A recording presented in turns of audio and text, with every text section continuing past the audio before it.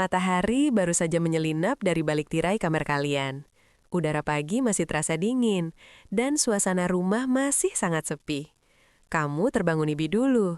Secara biologis, sebagai seorang laki-laki yang sehat, kamu terbangun dalam kondisi puncak. Kadar testosteron di dalam tubuhmu sedang berada di titik tertingginya sepanjang hari. Kamu merasa berenergi, kamu merasa hidup, dan yang paling penting, kamu menginginkannya. Kamu menoleh ke samping dan melihat istrimu masih memejamkan mata.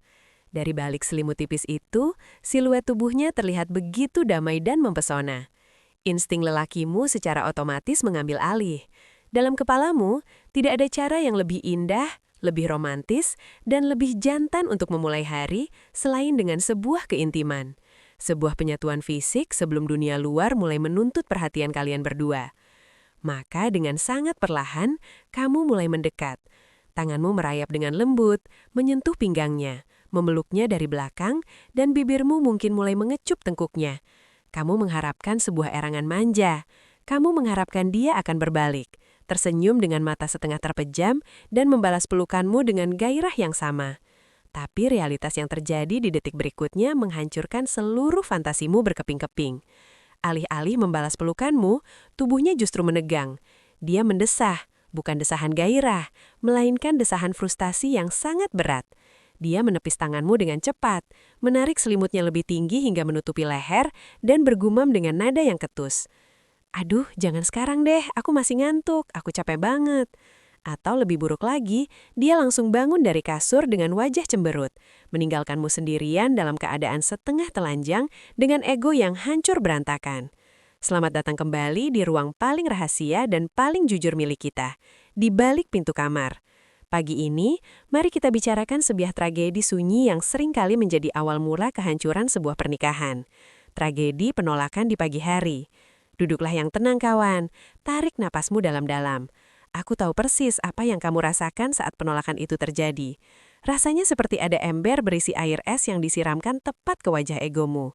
Hasrat yang tadinya membara, seketika padam dan berubah menjadi rasa malu, marah, dan kebingungan yang luar biasa. Sepanjang hari itu, pikiranmu akan terus terteror oleh kejadian di pagi hari tadi. Saat kamu sedang menyetir menuju kantor, saat kamu sedang duduk di meja kerjamu, pertanyaan-pertanyaan beracun mulai bermunculan di kepalamu. Apakah aku sudah tidak menarik lagi di matanya? Apakah dia sudah tidak mencintaiku? Kenapa dia begitu dingin kepadaku? Apakah ada laki-laki lain yang sedang dia pikirkan? Rasa tidak aman ini membuatmu menjadi defensif. Kamu mulai mendiamkannya. Kamu membalas pesannya dengan singkat. Kamu pulang ke rumah dengan wajah ditekuk, berharap dia akan menyadari kesalahannya dan meminta maaf. Tapi kawan, dengarkan aku baik-baik malam ini. Hentikan semua asumsi liar yang sedang menghancurkan pikiranmu itu. Hentikan rasa mengasihani diri sendiri itu. Karena kebenaran dari apa yang sebenarnya terjadi di pagi hari itu sama sekali tidak ada hubungannya dengan daya tarik fisikmu. Dan sama sekali tidak ada hubungannya dengan berkurangnya rasa cintanya kepadamu. Penolakan itu murni adalah sebuah benturan antara dua jam biologis dan psikologis yang saling bertolak belakang. Mari kita bedah isi kepala istrimu. Kita perlu menelanjangi apa yang sebenarnya terjadi pada tubuh dan pikiran seorang wanita saat matahari terbit. Seperti yang aku katakan tadi, laki-laki terbangun dengan testosteron yang memuncak, yang membuat seksualitas menjadi hal pertama yang berkedip di layar pikiranmu. Seks bagi laki-laki di pagi hari adalah cara untuk meredakan stres, cara untuk mengumpulkan energi, dan cara untuk merasa siap menghadapi dunia. Tapi bagi seorang wanita, terutama seorang istri yang memiliki tanggung jawab mengurus rumah tangga dan anak-anak, pagi hari adalah medan perang. Saat istrimu membuka matanya, hormon yang menguasai tubuhnya bukanlah hormon gairah, melainkan hormon stres, kortisol. Pikirannya tidak sedang berada di atas ranjang yang hangat itu. Begitu kesadarannya kembali, otaknya langsung menyala seperti sebuah komputer super yang membuka ratusan tab secara bersamaan. Dia sedang memikirkan baju seragam anak yang belum disetrika. Dia memikirkan menu sarapan apa yang harus dia masak dalam waktu kurang dari 30 menit. Dia mengingat bahwa hari ini token listrik harus diisi, bahwa stok beras sudah menipis, bahwa ada tagihan yang jatuh tempo, dan bahwa rumah masih berantakan sisa semalam. Otaknya adalah sebuah alarm kepanikan yang berteriak menuntut tindakan. Baginya, pagi hari adalah perlombaan estafet yang melelahkan, di mana dia adalah pelari utamanya dan dia sudah merasa tertinggal sejak detik pertama dia membuka mata. Beban pikiran tak kasat mata ini, mental load ini, menindih dadanya dengan sangat berat. Dan tepat di saat kepalanya sedang berputar hebat merencanakan 100 hal yang harus diselesaikan untuk menjaga keluarga ini tetap bernapas, tiba-tiba tanganmu menyentuhnya.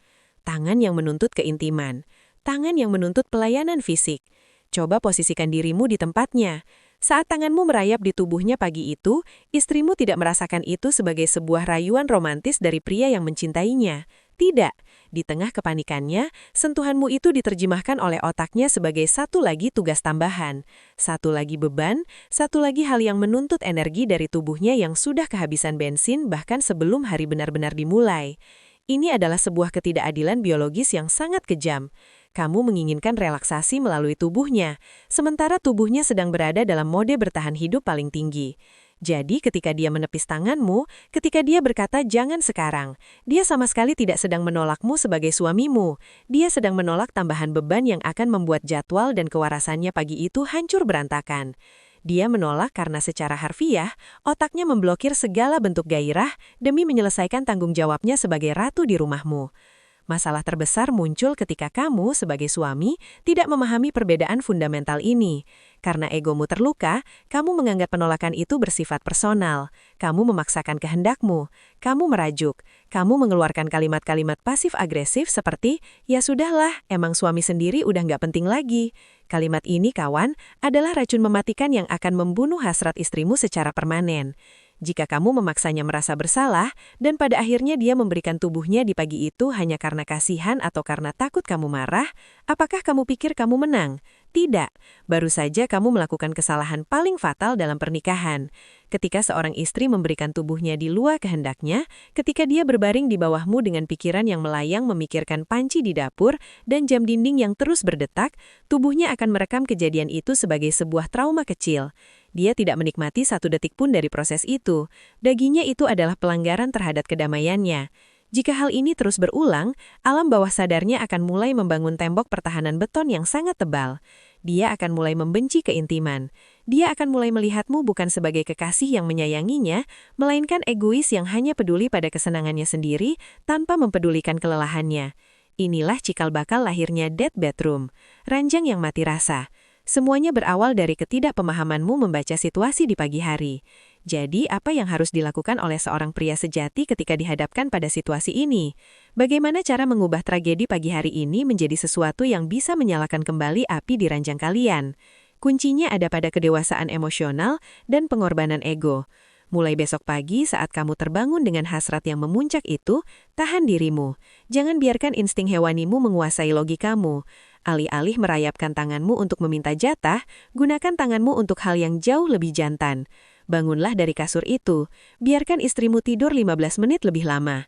Berjalanlah ke dapur, nyalakan kompor, buatkan air panas, keluarkan bahan makanan. Atau pergilah ke ruang cuci dan masukkan baju kotor ke dalam mesin.